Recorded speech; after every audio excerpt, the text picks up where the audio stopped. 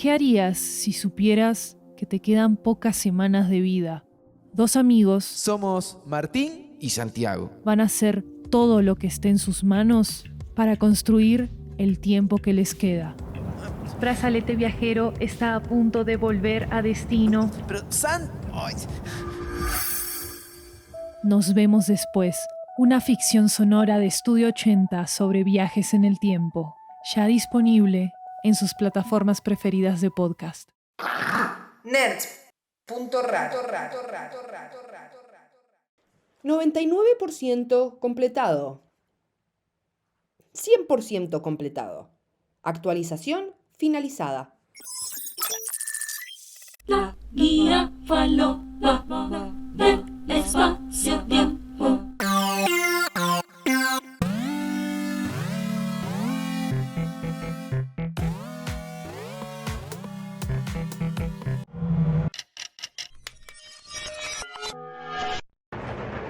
¡Cabral! ¡Ojo con el fusil! ¡Uf! Gracias, muchacho. Me has salvado. Estoy agradecido. ¿Es ese uniforme que llevas el del Imperio de Austria? No, es de River, papá. Antes de que me olvide. ¡Ey, San Martín! ¿Se te cayó algo? De nada. ¡Espera! ¡No te vayas! Nos salvó la vida y acto seguido desapareció. ¡Qué agradable sujeto! Muy agradable.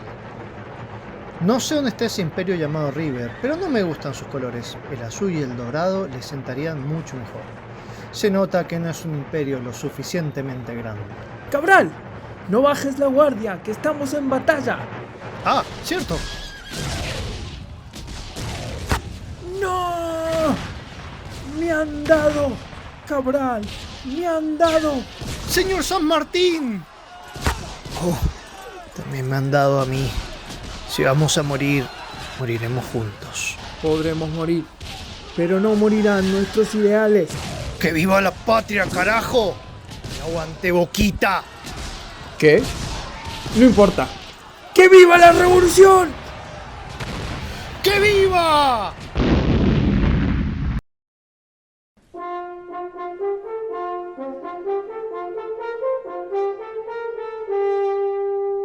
Existen muchas teorías acerca de quién puede haber sido ese misterioso hombre desconocido que se le apareció al general José de San Martín en pleno clímax de la batalla, vistiendo ropas rojas y blancas, los colores que representan la pureza y la sangre de Cristo.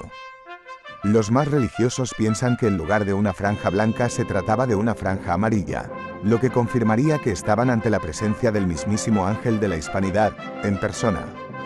Lo cierto es que, sin importar sus orígenes, su aparición fue determinante para la victoria del ejército español en la batalla de San Lorenzo y de todas las batallas que acontecieron a continuación, y que culminaron con el restablecimiento del virreinato del Río de la Plata primero, y de la reconstrucción del gran imperio español en la Nueva España y en el mundo entero.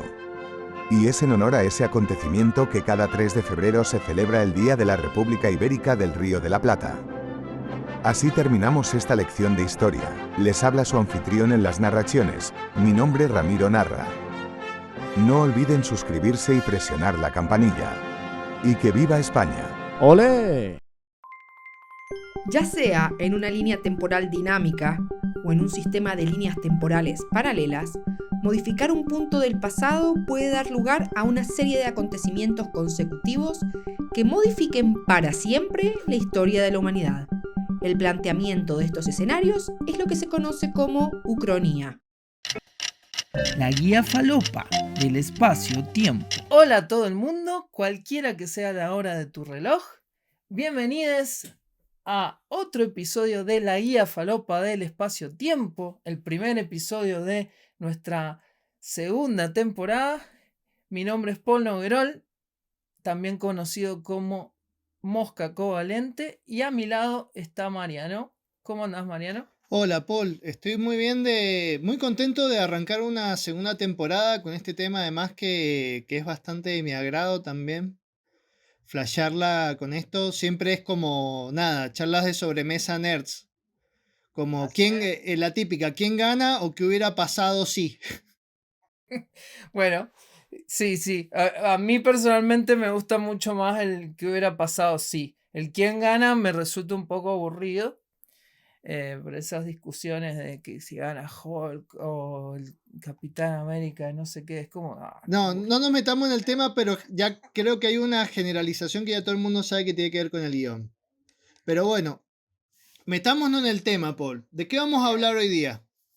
Bueno, esta temporada va a tener un cambio con respecto a la anterior. La primera temporada se basó exclusivamente en teorías de viajes en el tiempo y en hablar de diferentes teorías que aparecen en diferentes series, películas, cómics o lo que sea. Y vamos a seguir hablando de teorías cada vez que abordemos alguna ficción.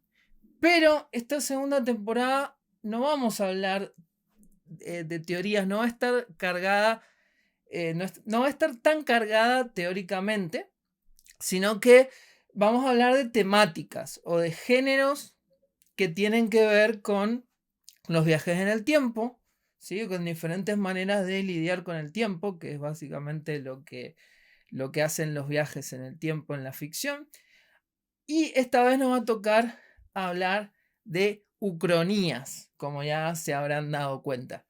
Bueno, Mariano, ¿qué son las ucronías? ¿De dónde vienen? Bueno, me parece que es importante hablar primero de la palabra. Ucronía es una palabra de origen griego, está formada por el prefijo u y el sufijo cronía, que viene de Cronos, el nombre de ese dios simpático con antojos culinarios totalmente cuestionables, o sea, se comía a sus hijos. Pero, metáforas aparte, cronía vendría significando tiempo y u es un prefijo de negación. Igual que en utopía, que significaría algo así como un no lugar, en este caso sería algo como el no tiempo.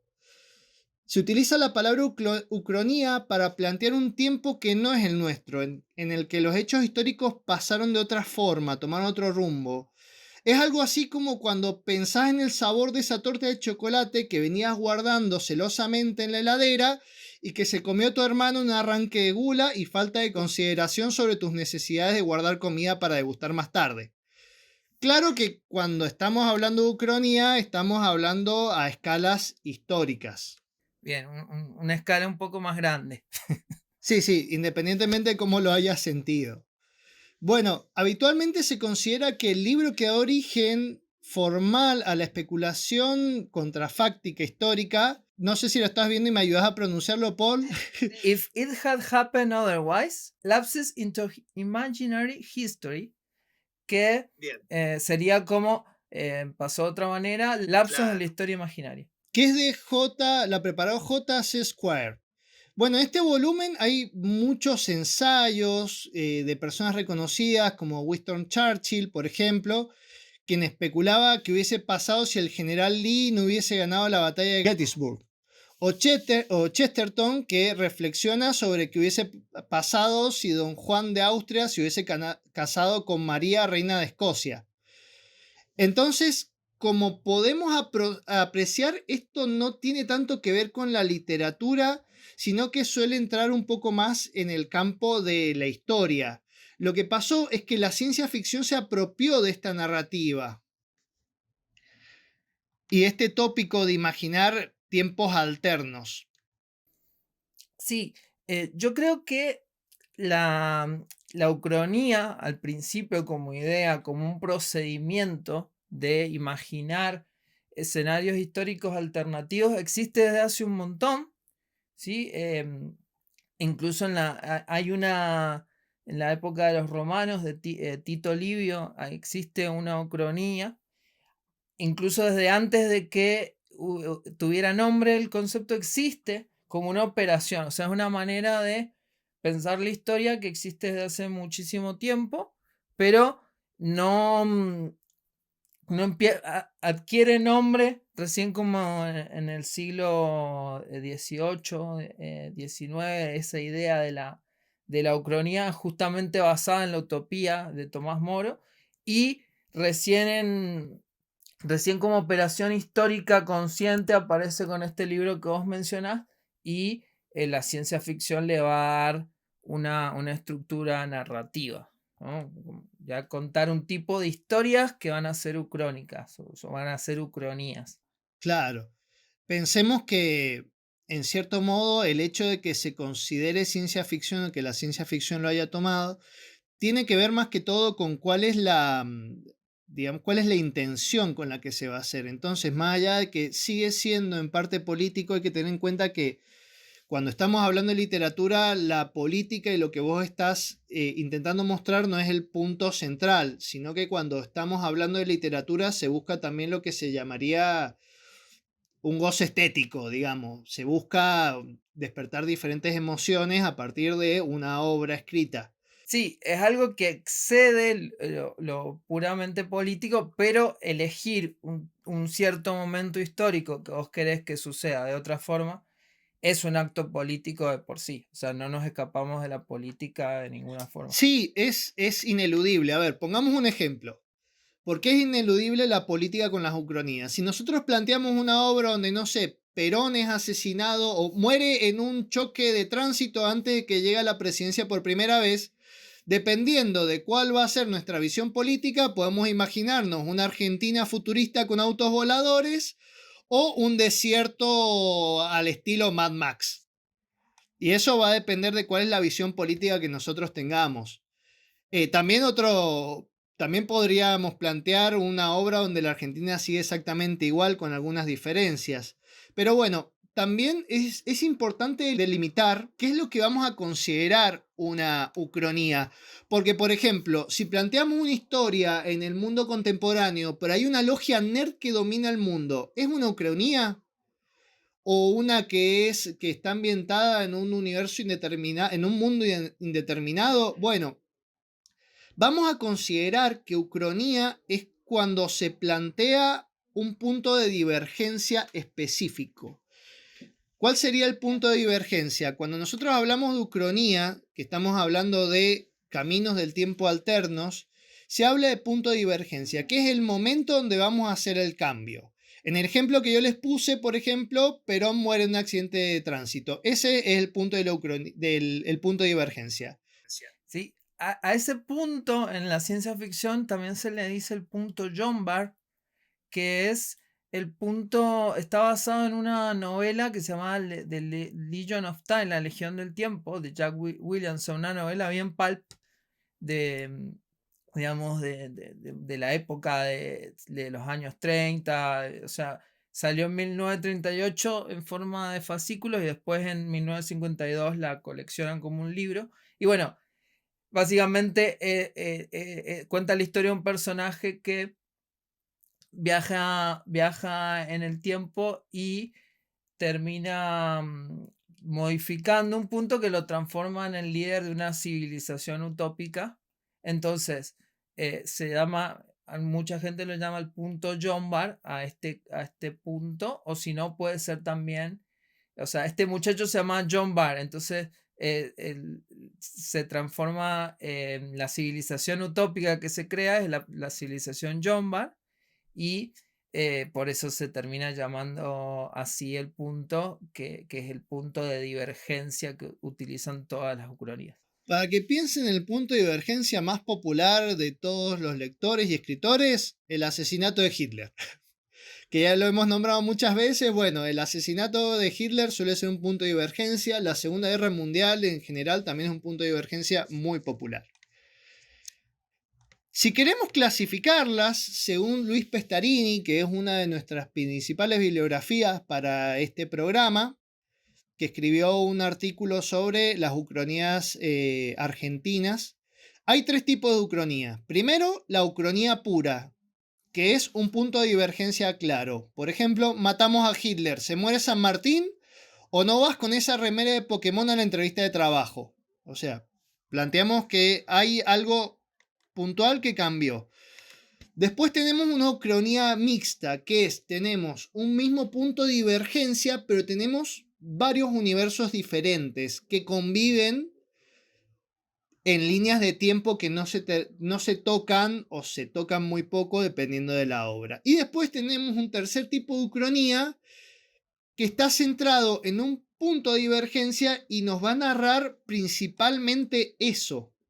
sea, no va a ir a las consecuencias, sino que nos va a narrar el punto de ucronía. Para poner un ejemplo de esto, había una caricatura cuando yo era chico que se llamaba El Escuadrón del Tiempo, que entraría en esta categoría, porque ellos viajaban al pasado para cambiar algo y que el tiempo se mantuviera igual, y hacían hincapié en eso, en el punto de divergencia, y la trama giraba justamente alrededor de eso. Por ejemplo, había una donde había un pianista famoso, creo que era Mozart, se dedicaba a la lucha libre. Entonces era toda la serie sobre cómo convencerlo de que volviera a tocar el piano, todo el capítulo. Sí, ahí eso está un poco bastante basado en una serie clásica de dibujos animados que era Peabody y Sherman, que después hizo la película que hacían lo mismo. Era una excusa también para poder hablar con personajes históricos y hacer el jueguito así tipo samba de que aparezcan los personajes caricaturizados. Pero esa serie estaba muy buena y estaba muy interesante como planteaba, pero ahí hay un viaje en el tiempo. Lo importante también es que hay veces que no hay viaje en el tiempo, simplemente hay historias que son ucronías de principio a fin y lo que hacen es contarte cómo funciona ese mundo en el cual un punto de la historia cambió y es un género en sí mismo que hay un montón, sobre todo de novelas bestseller, que parten directamente de esa idea y lo que importa es narrar eso, narrar la ucronía, a veces ni siquiera un viaje en el tiempo, sino simplemente el mundo es así, funciona así, que no es lo que pasa en la más famosa de todas, que creo yo que es como la más llamativa y la que un poco hizo famoso este género, aunque ya existía de antes, que es el hombre en el castillo de Philip K. Dick. Se parece mucho más a lo que vos mencionaste de la segunda. Sí, entraría dentro de lo que sería ucronía mixta, digamos, donde hay más de una línea en el tiempo conviviendo. Sí, voy a explicar más o menos rápido en qué se trata El hombre en el castillo, esta novela de Philip K. Dick, súper famosa. Ha tenido una serie también bastante interesante. Básicamente lo que cuenta es que es un mundo en el que los alemanes conquistan Estados Unidos, ¿sí? Ocupan la costa este y los japoneses ocupan la costa oeste. Entonces son básicamente la Segunda Guerra Mundial, pero dada vuelta, digamos. Y aparece un escritor de ciencia ficción, que es El hombre en el castillo, al que refiere el título, que escribe una novela en la que la historia funciona de una manera similar a la que conocemos en el mundo real, la historia tal como pasó, o sea, los aliados ganando la guerra, y al principio pareciera que esa es la historia que conocemos, la historia que el lector identifique inmediatamente, pero después te vas dando cuenta que hay bastantes diferencias y que termina con el Reino Unido transformándose en una única potencia mundial. Así que en realidad es como un tercer mundo. Y básicamente lo que hace es plantear como tiene más que ver, tiene que ver con las ucronías. Es una ucronía, pero también tiene que ver con la idea que ya hemos hablado de multiverso, de la posibilidad de la convivencia de muchas versiones de una misma historia. Y tiene que ver también con el azar, con la idea del azar, porque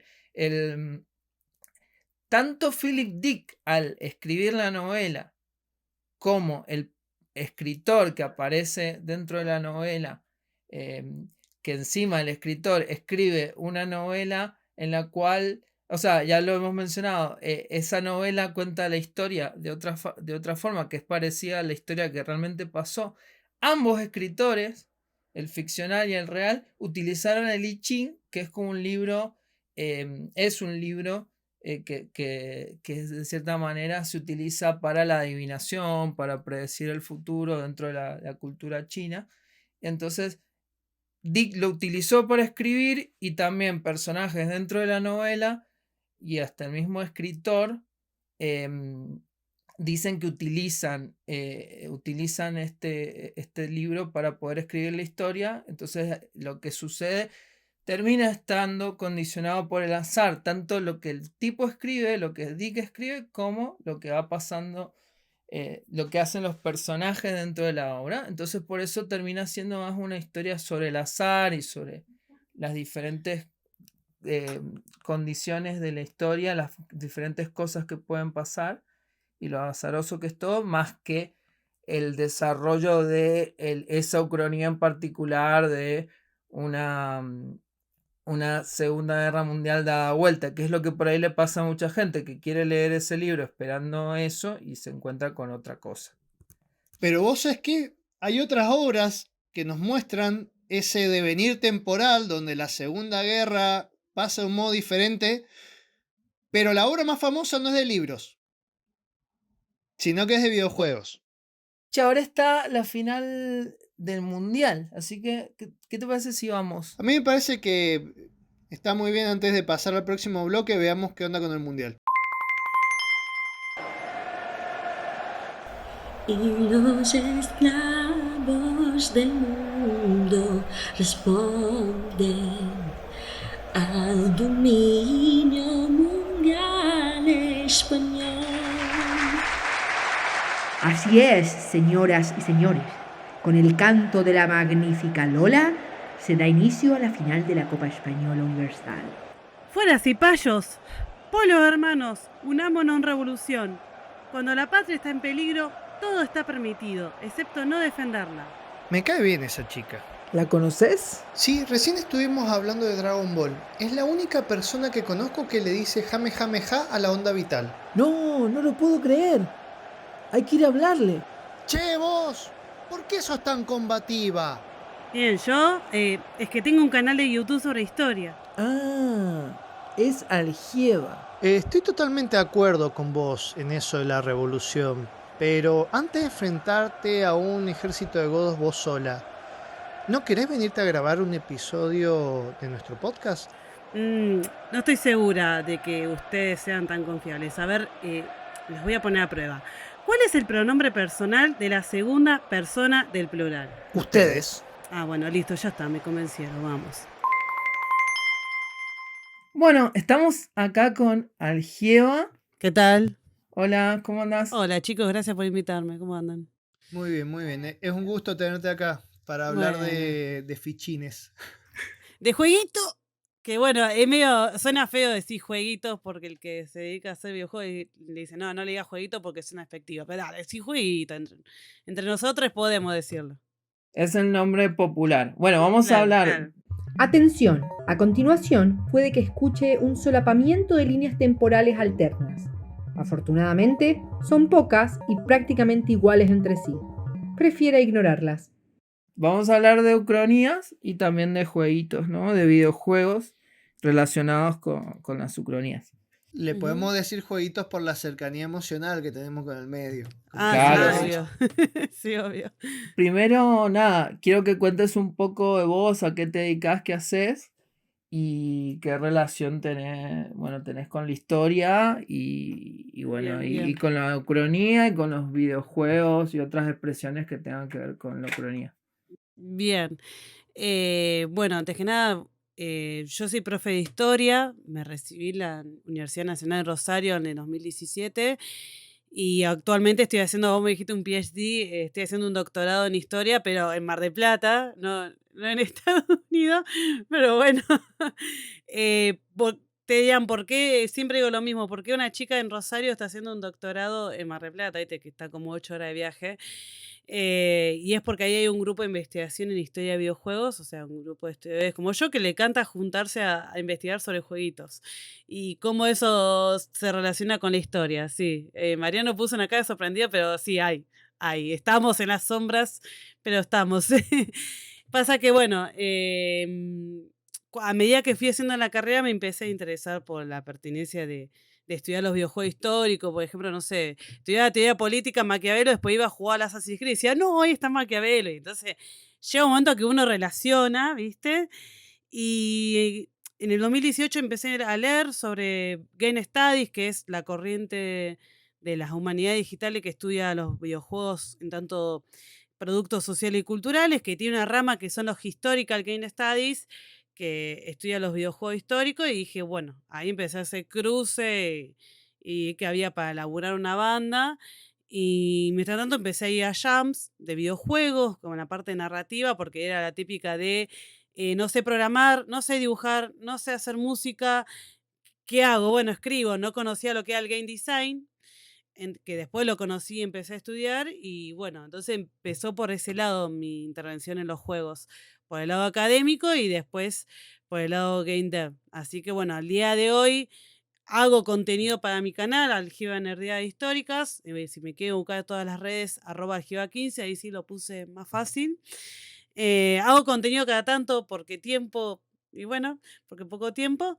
Escribo para Tecnovortex, una página sobre tecnología de videojuegos. En el pasado escribí para Pressover y Aquelarre of Games, otras 2 páginas de videojuegos. Y voy a dictar la parte de narrativa en una diplomatura sobre diseño y desarrollo de videojuegos que se da en la Universidad Nacional de Almirante Brown. Así que bueno, a mí me habían advertido que decía, bueno, a ver, cuando empieces a sumar un hobby a lo que sea, lo laboral o a tu carrera, te va a cansar, no va a querer saber nada con los juegos. Y la verdad que no me estaría pasando. Me pasa que no tengo tanto tiempo para jugar, pero los disfruto de otro lado los jueguitos. Así que, qué sé yo creo que se complementa la jugabilidad con ya después producir cosas de juegos o hacer Sí, juegos. para saber sobre un medio hay que consumirlo, sin lugar a duda. Te lo dice todo el mundo que escribe, Sí, por ejemplo, que no hay otra forma que leer y del mismo sí, modo leer y para... jugar. Claro, Leer y jugar. De hecho, cuando vos aprendés game design, que te dice, bueno, vos tenés que saber una banda, tenés que jugar un montón de juegos, incluso jugar géneros que no te gustan. Que eso, bueno, me estaría faltando un poco por tiempo, entonces priorizo lo que me gusta. Pero te dice, incluso jugás a géneros que no te gustan, porque también tenés que saber un poco la mecánica, cómo es la jugabilidad. Y bueno, sí. Además, el día de mañana te pueden llamar para trabajar en design para, no sé, un juego mobile, no sé qué cosa, y vos decís, uy, no, fiaca, bueno, dale. Y es laburo. No siempre te van a tocar laburar o escribir de cosas que te gusten. ¿cuál sería entonces la diferencia para vos entre, por ejemplo, leer un libro que esté en una, que ocurre en una ucronía o en un videojuego? Y yo creo que el factor principal es la interactividad. Incluyendo también, por ejemplo, otros formatos como el cine o el cómic. El videojuego opera una interactividad, una capacidad de intervención del jugador que no lo tiene en otros formatos, y eso lo hace aún más interesante en juegos que plantean ucronía histórica, que a mí me genera un poquito de conflicto, ya vamos allá de eso, porque es como, van con las ucronías, hay historiadores que no medio nos les gusta, porque era el tema de cuestión de, porque lo vemos con el diario de lunes, que es una frase que usamos mucho los historiadores, y decir, uy, bueno, pero nosotros porque ya sabemos cómo salió. Y entonces choca un poco con el propósito que es del quehacer histórico, del trabajo de un historiador, que es analizar, no las cosas tal como sucedieron, porque sabemos que no se pueden saber tal como sucedieron, pero analizar el contexto, analizar, reconstruir los procesos a través de las fuentes. Entonces nunca vamos a saber cómo salió tal cosa, qué hubiese pasado si Hitler era asesinado, nunca lo vamos a ver. Entonces no tiene un propósito en el quehacer histórico. Entonces me choca, cuando yo juego un juego tipo de ucronía histórica, choca un poquito eso de, ay, pero puedes cambiar el final de tal cosa. Y me da como un prurito, pero sé que le da un condimento interesante para conocer el pasado, porque sí, sabemos que salió de tal y tal manera, pero cuando estaba pasando ese proceso histórico, la gente que lo vivía no sabía cómo iba a salir. La gente que estaba viendo la Segunda Guerra Mundial, ustedes llaman mucho el tema de la cuestión de que si lo matan a Hitler o no. La gente que estaba ahí no sabía si iba a ganar Alemania la guerra o no. Y entonces está bueno porque ayuda también, por otro lado, de dar a entender o tomar dimensión de las múltiples variables que se conjugaban en ese momento. O sea, los múltiples resultados que se podían obtener. Por ejemplo, yo cuando estudiaba historia argentina del siglo XIX y estudiamos los diferentes proyectos que había en torno al proceso independentista, la guerra de independencia. Por ejemplo, estudiamos el caso de la propuesta de Belgrano de instaurar una monarquía coronando a un descendiente de los incas. Era una de las tantas posibilidades. O sea, en esta línea temporal nosotros somos una república federal, en teoría federal, con separación de poderes, pero en otra línea temporal hubiésemos terminado siendo una monarquía con un descendiente de los incas gobernando.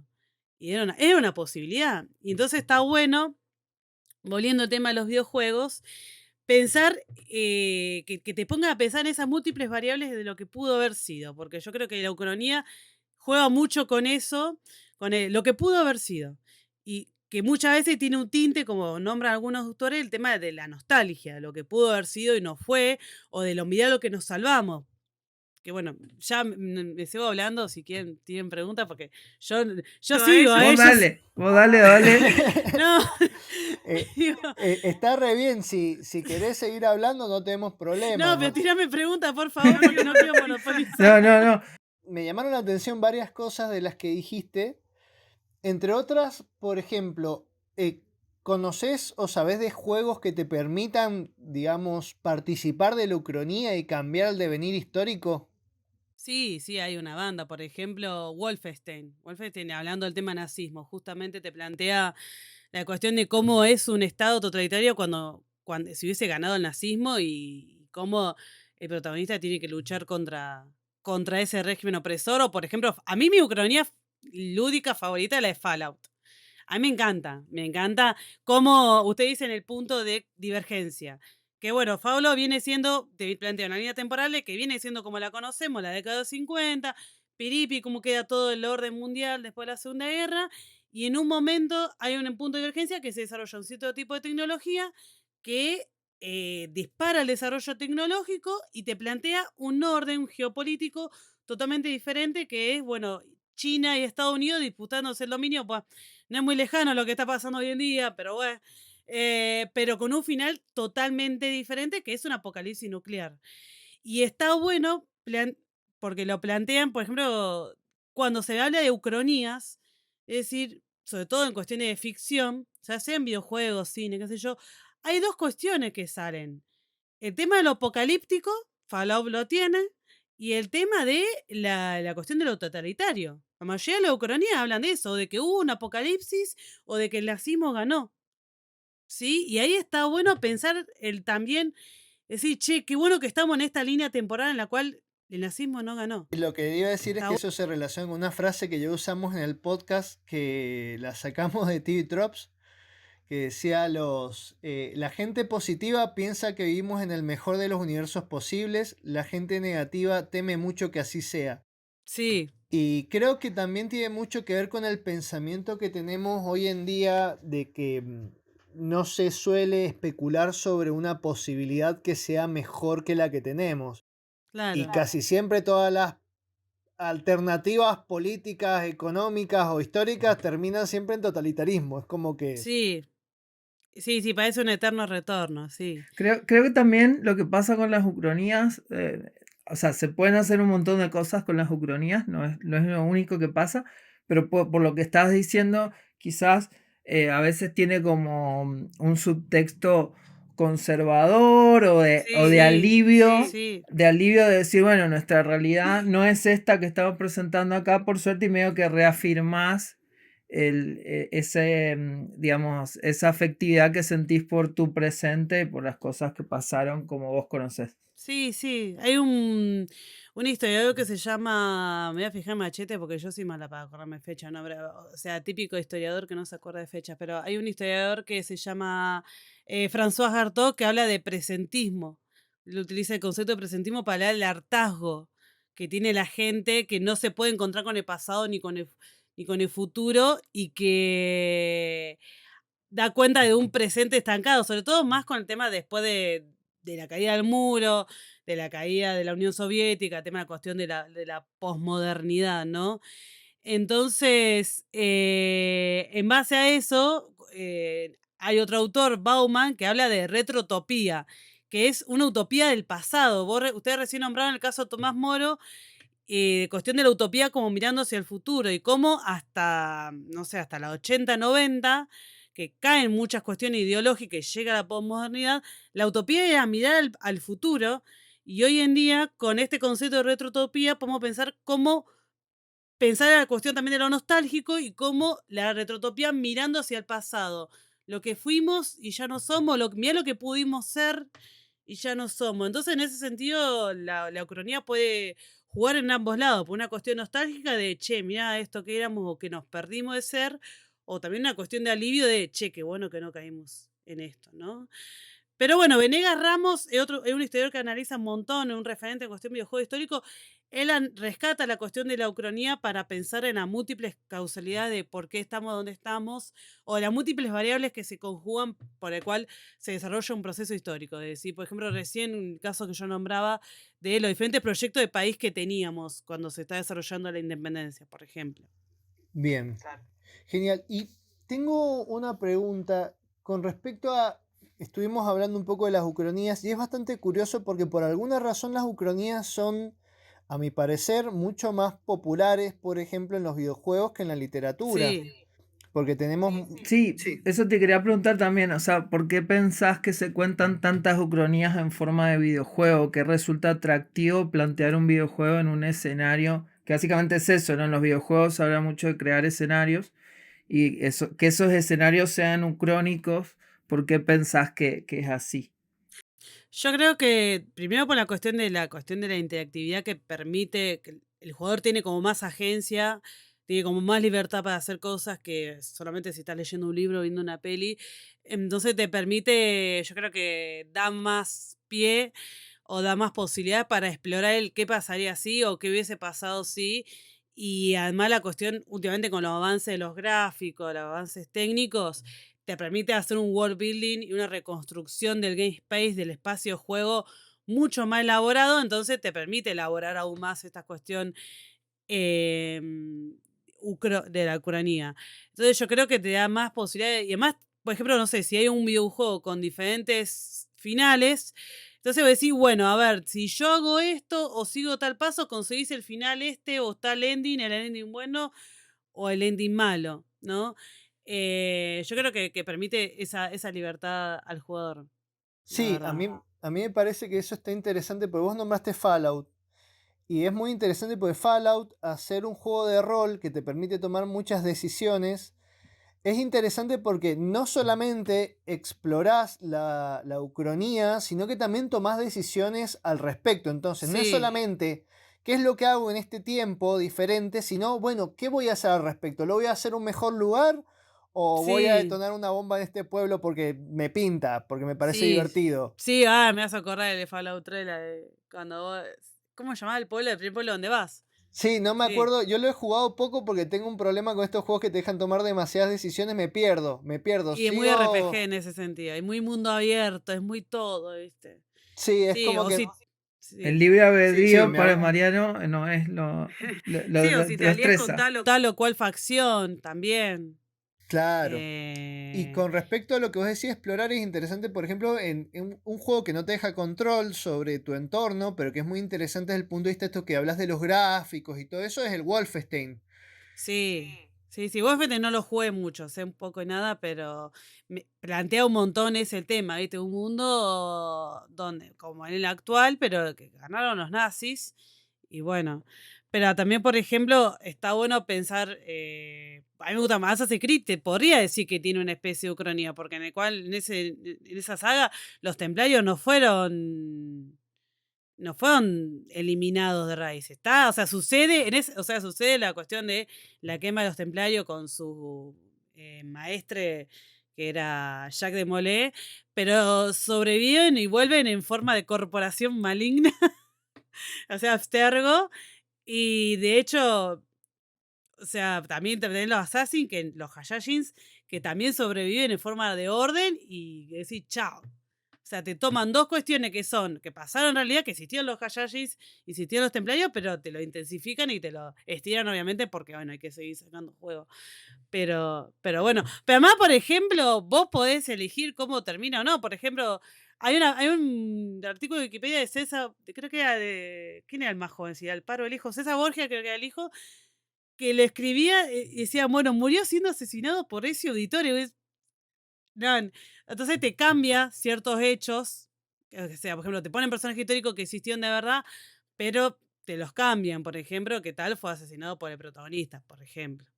Sí, el problema con Assassin's Creed es que está como en duda que sea, depende en realidad qué consideres ucronía.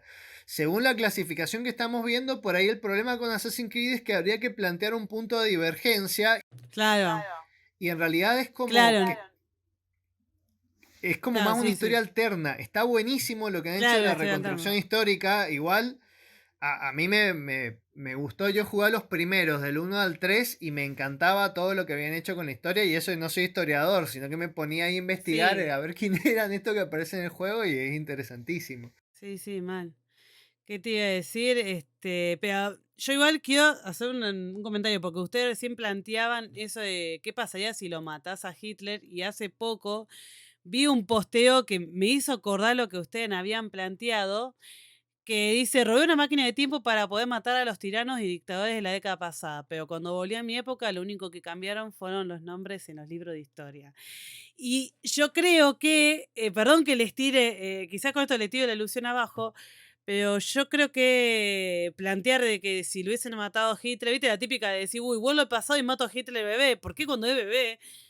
Bueno, pero matar a Hitler en el pasado no alcanza con eso. Y un planteo reduccionista, porque implica adjudicarle toda la agencia y toda la cuestión del nazismo a una sola persona. Y si no hubiese sido Hitler, hubiese venido otra persona en su lugar y hubiese instalado el nazismo, u otro grupo de personas. Porque Hitler por sí solo no explica el surgimiento del nazismo, tiene todo un contexto por detrás que lo está accionando. Y tenés un grupo de gente que lo está apoyando y todo un aparato estatal en torno a él. Y ahí está bueno plantear un poco, decir, bueno, ¿qué es lo que determinan los cambios históricos? ¿Son solamente las personas, los grandes personajes históricos, o también tenés que considerar el contexto, los actores sociales, los actores políticos? Y el azar. Y el azar. También, Sí, tantos sí, magnicidios que tuvieron tantos problemas, que por ahí sí, vos los sí. lees y es como, por Dios, no lo puedo creer. Sí, sí, pero yo creo que si no sé, pero aunque ponía que lo hubiesen matado a Hitler, yo creo que capaz quizás seguía el nazismo. No sé, de otra manera. Sí, no se sabe, es muy interesante lo que estás planteando como reflexión, que yo estoy bastante de acuerdo con vos, por eso dije, capaz que si nos imaginamos este mundo donde Perón nunca llegó a la presidencia, tenemos el mismo mundo, no sé, Claro, porque es eso.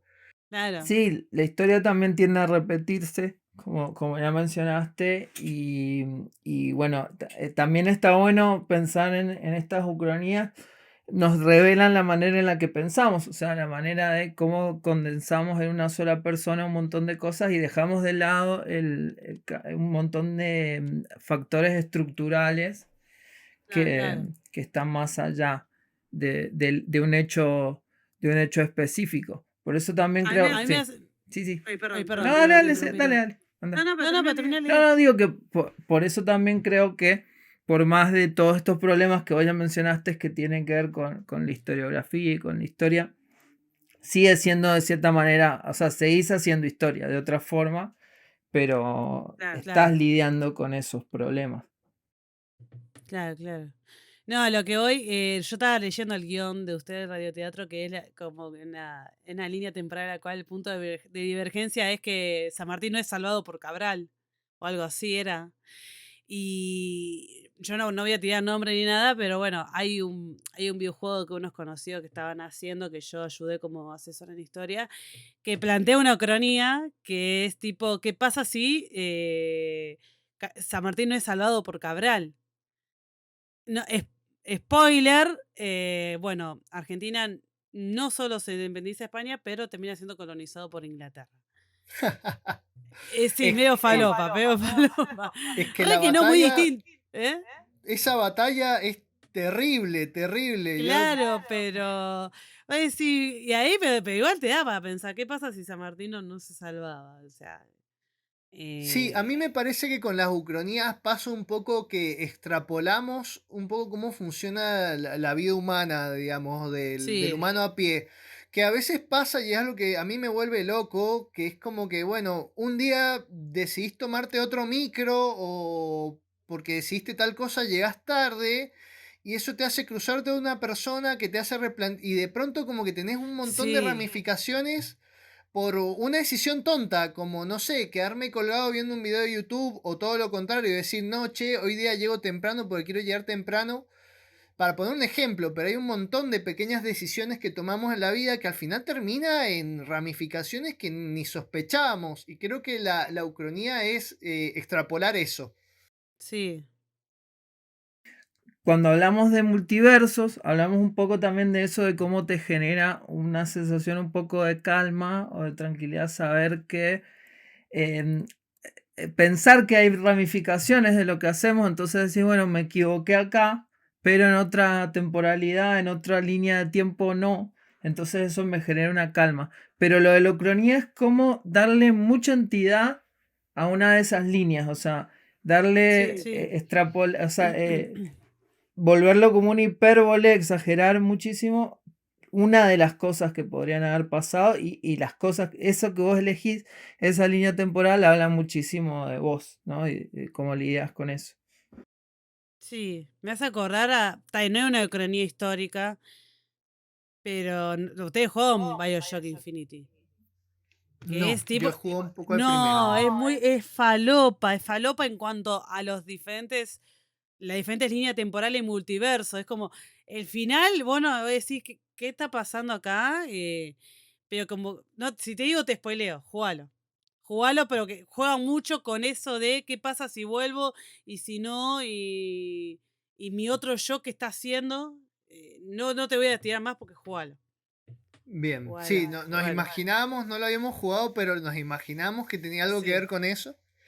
Sí. No sabíamos que era relevante para la trama, medio que te invitamos también para que nos aclararas más o menos de qué se trataba. Ah, porque yo puse Bioshock en el listado. Sí, sí, está muy bien. Y porque Bioshock juega mucho con eso, con las líneas. El Infinity. De los otros dos no.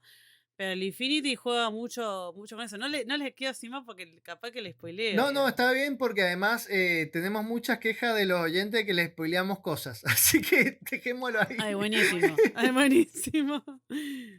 Dejémoslo ahí. Pero bien, nos pasaste una lista con videojuegos. Y por ejemplo, yo no he jugado el juego de Stalker, sí he leído la novela.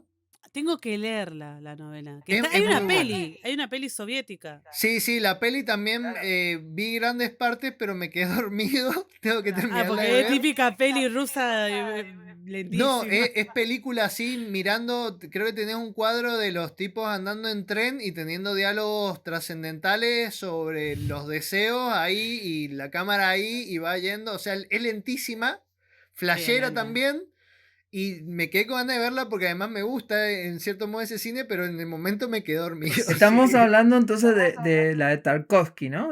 Stoker. Claro, la tengo que ver. Igual el libro y la película es de antes lo que pasó de Chernobyl. Pasa que después cuando lanzan el videojuego agarran un poco la novela y le meten un poco lo que pasó en Chernobyl. Y yo creo que yo le mandé ucronía, a lo mejor yo estaba teniendo una cosa, estaba en un cumpleañito y estaba teniendo cualquier cosa de la ucronía y ustedes me dicen, no, pero Argiva esto no forma parte, no entra en la consigna. Y bueno. No. Pero pasa sí. No, Pasa que Stalker plantea como una plantea lo que qué pasaría si en Chernóbil, en la zona de exclusión de Chernobyl, hubiese habido la segunda explosión, porque casi hay una segunda explosión que hubiese sido un desastre, y te plantea eso, ¿qué hubiese pasado si se daba esa segunda explosión? Que bueno, acá igual se fueron un poquito al garete, como dicen los gallegos, porque mateaban mutaciones, facciones, perros medio radioactivos, anomalía y bueno, y gente loca que con capucha que está tipo chiqui bliqui tomando vodka y con ropa deportiva, ¿viste? Ahí. Sí, igual lo que vos estás contando, justamente sí sería una ucronía, porque sería plantear este punto de divergencia, que en las novelas no pasa así. Claro, porque la todavía novela, no pasó lo de Chernobyl, todavía no pasó la explosión. Claro, es de una temática totalmente diferente. Es de Arkady y Boris Strugatsky, y es una de las novelas más relevantes, se dice, de la ciencia ficción rusa. Y en realidad habla de algo que nada que ver, es una zona de extrañamiento que ocurre después de que unos extraterrestres pasan por la Tierra. Es muy buena, yo la recomiendo un montón, pero sí es interesante eso de que cuando hizo el pase a videojuego lo hayan convertido en Ucronía y le hayan dado una explicación incluso medianamente, digamos, muy lejanamente científica a esto y más Claro. cercana. Me Claro, yo creo que sumaron la cuestión de la zona de extrañamiento de la novela y le mandaron, solo que en vez de la causa del extraterrestre es el accidente nuclear. Claro, a mí me parece que lo de la ucronía en los videojuegos, capaz estoy flasheando, pero me parece que lo de la ucronía en los videojuegos también tiene que ver con que termina siendo un espacio que es al mismo tiempo nuevo para explorar, pero por otro lado también tiene elementos conocidos, como esto, es reconocible donde es reconocible cierto, por ejemplo esto, estamos en Rusia, estamos en Estados Unidos, pero tomada por los alemanes, etcétera, etcétera. Entonces tiene como estos elementos reconocibles, pero al mismo tiempo nuevos para explorar. Claro, por ejemplo, a mí me encanta Fallout que tiene eso.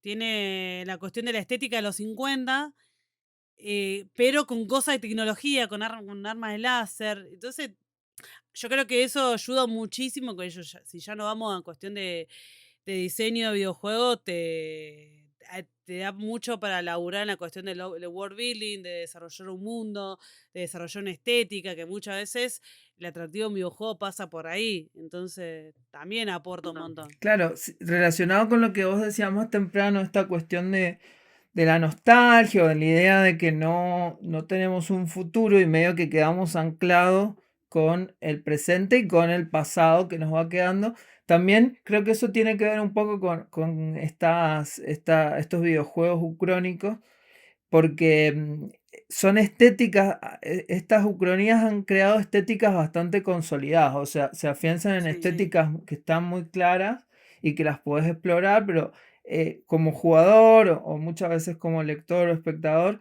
o espectadores, las identificas inmediatamente y eso te permite también empatizar mucho, o sea, conectar mucho con eso, porque ya sabemos más o menos cuál es la estética, o sea, tienen una estética. La Unión Soviética tiene su estética, el nazismo tiene su estética. Sí. Entonces también se presta muchísimo para los videojuegos, porque ya hay todo un set de elementos estéticos, artísticos que te puedes utilizar, ¿no?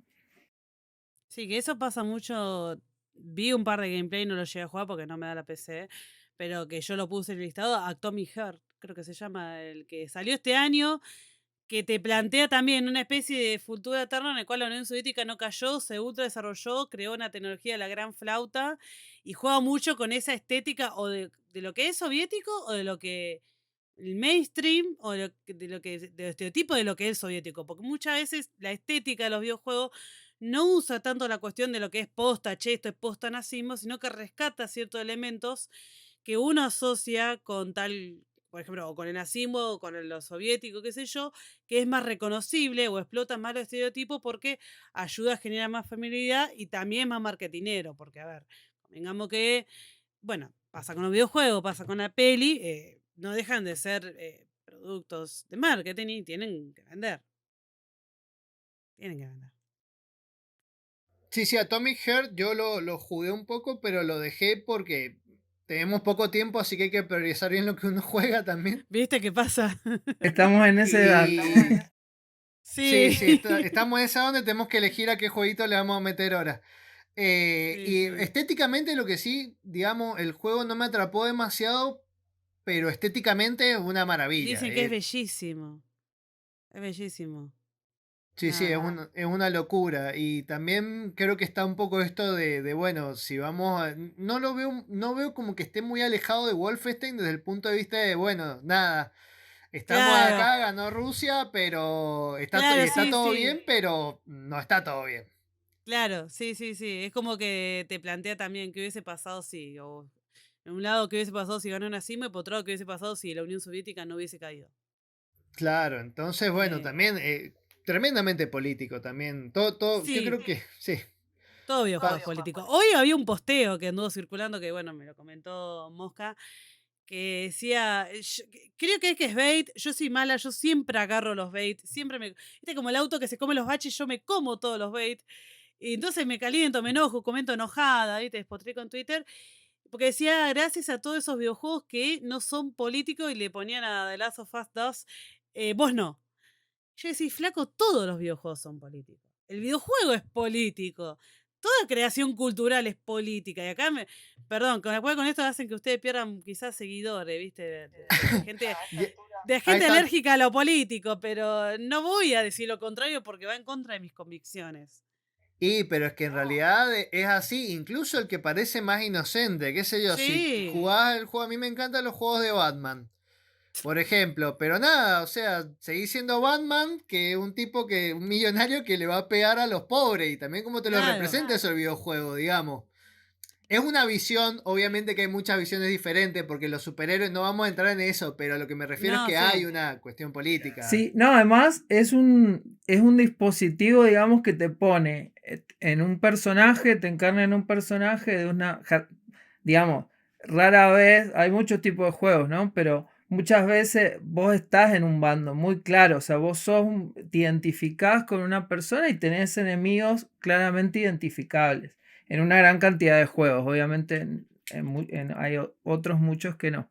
Pero ya de eso de por sí, ese planteamiento va a ser político, porque tenés que estar de un Y lado. además, cómo el juego te los presenta. Porque, por Claro. ejemplo, el Cyberpunk 2077, este juego que tenía un montón de bugs, que se hizo súper famoso, yo soy muy fan de la ciencia ficción cyberpunk y suele ser como más contestataria. Y me llamaba mucho Sí, la atención de sí. que, al contrario de lo que se esperaba, todos los criminales eran como tremendamente malos, o sea, no había ni media chance de decir, bueno, nada, la sociedad está mal. Los criminales eran tremendamente malos y cuando ibas a emboscar a un policía, el policía se ponía a hablarte de su familia. Y o sea, no es que por hablar, no quiero hablar, no es que esté hablando mal de los policías, pero digamos, la visión que te ponía era muy claro cuál era el bando malo y cuál era el bando Sí, bueno. sí, Y sí, por sí. más de que te dejaran decidir qué era hacer, el juego te estaba dando una postura. Sí, sí, sí. Pero bueno, momento de enojo político. Momento de enojo político. Pero sí, todos los videojuegos y todas las obras culturales van a terminar siendo políticas y más allá de si estamos de acuerdo o no, creo que lo importante es saber reconocerlo y entender que detrás de todo siempre hay un mensaje. Sí, Sí, sí, que no es. sí, se plantea un escenario en el cual vos podés experimentar un montón de cosas y muchas de esas cosas tienen que ver con implicaciones políticas. Yo a veces no me gusta la idea como el mensaje, como algo directo que tienen las cosas y vos lo decodificás, sino que sobre todo en los videojuegos es un escenario, ¿no? Que tiene ciertas reglas, ciertas posibilidades y dentro de esas posibilidades hay un montón en eso está también la experiencia y lo político. Se plantean esas cosas y bueno, ¿qué haces con eso? Bueno, eso expresa y significa un montón Claro. de cosas. Las Em, ucronías son re políticas. Tienen un cariz político tremendo. Sobre todo cuando se piensa decir, uy, ¿qué hubiese pasado si gana, no sé, si tal régimen cae o no, si ganamos la guerra? Es plantear las múltiples posibilidades que tenemos nosotros como sociedad, ¿no? Y pensarnos, y el hecho que nos haga pensar a nosotros como sociedad, como comunidad, es político, porque nos hace reconocer como sujeto de una comunidad, que es, dicho sea de paso, la definición de política. Muchos confunden la política con lo partidario. Y la política es todo lo que atañe al manejo de una comunidad y lo que es ser parte de una comunidad. Hemos redondeado más o menos el tema, nos vamos con eso. La cultura es política. Los videojuegos son políticos, las ucronías son políticas. Claro. Pero bueno, en la ucronía digamos que se nota un poco más que en otras cosas porque es flashear Sí. con un acontecimiento histórico que también termina siendo político, así que... sí, Sí, sí. sí, se pueden hacer ucronías más pequeñas quizás sobre otras cositas que seguramente hay ejemplos dando vueltas por ahí y si ustedes los tienen nos pueden escribir, nos pueden mandar algunos ejemplos, pero la idea de ucronía siempre se asocia a la historia en mayúsculas, ¿no? Los grandes Sí. sucesos que afectan a las comunidades, a las naciones. Es como bastante es, digamos, macro, más que Micro. Yo diría más bien micro, porque nosotros como historiadores, primero lo más chiquito, lo más micro del el acontecimiento y lo más grosso del proceso, que son Claro. los grandes cambios que se dan a través de décadas y siglos, o sea, la larga duración. Perdón que te haya No, coincidido, pero... por eso estás acá, por eso estás... Pero pasa que en general el que no tiene un entrenamiento histórico, lo más fácil ver lo acontecimental, las fechas más importantes o los personajes históricos más importantes, que ver más lo macro. Entonces la ucronía generalmente entra más por ese lado y es más popular por ese lado, porque hace énfasis en esas cuestiones micro, que es lo que más se fija a alguien que se interesa en historia, pero que quizás no la estudia de manera profesional. Bueno, muchísimas gracias al Giva. Gracias a ustedes por invitarme, la verdad que la pasé genial. Y bueno, esto ha sido todo por hoy. Nos escuchamos mañana, ayer o hace 10 minutos en el próximo episodio de La Guía Falopa del Espacio-Tiempo.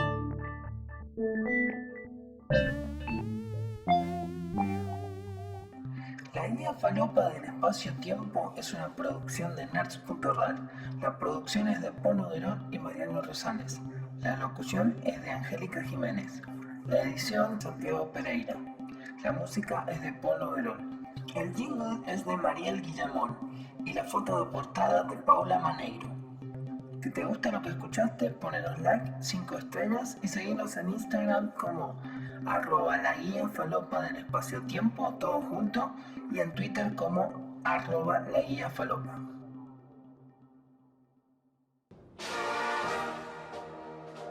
Cabral, soldado ignoto, muriéndose sin gloria, nos paga la victoria. Su vida rinde y a nadie le importó, y allí extendió su manto. La libertad muriente, naciendo el gran imperio, honor al gran imperio español.